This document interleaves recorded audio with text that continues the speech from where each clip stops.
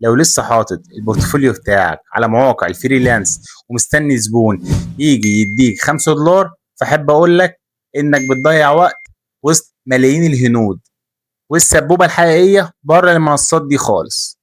مواقع الفريلانس بقت عاملة زي سوق الجمعة كده، كله قاعد بيكسر السعر بتاعه، والعميل الهاي تيكت اللي بيدفع 1000 و2000 دولار مش هتلاقيه على المنصات دي خالص. العميل ده بيدور في لينكد ان على مين بيتكلم بصياعة في المجال بتاعه وبيدخل يكلمه على طول.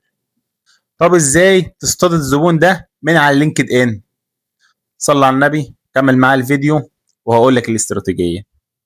علشان تجيب عميل يدفع لك 1000 و2000 دولار وانت قاعد مكانك، فمحتاج تعمل التركات دي في البروفايل بتاعك. خد بالك التركات دي محدش هيقول لك عليها ببلاش. العميل ملوش دعوة انت خريج ايه وبتعمل ايه، العميل يهمه انت هتقدم له ايه وهتوفر عليه وقت قد ايه، بمعنى صح القيمة اللي هتقدمها له. هديك مثال، بدل ما تكتب في البروفايل بتاعك انا كاتب محتوى، اكتب بساعد الشركات على زيادة المبيعات عن طريق المحتوى. غير دايما كلماتك من انا بعمل ايه بانا هفيدك بايه، لان دماغ العميل دي محتاجة كلمات معينة عشان تقفل معاها الديل. صلى على النبي، كمل معايا الفيديو وهقول لك ايه هي.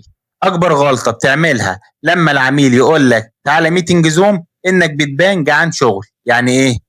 اول ما بتدخل مع العميل بتقعد تهز راسك واي حاجه بيقول لك عليها بتقول له حاضر. تعمل ايه بقى عشان تقلب عليه الترابيزه؟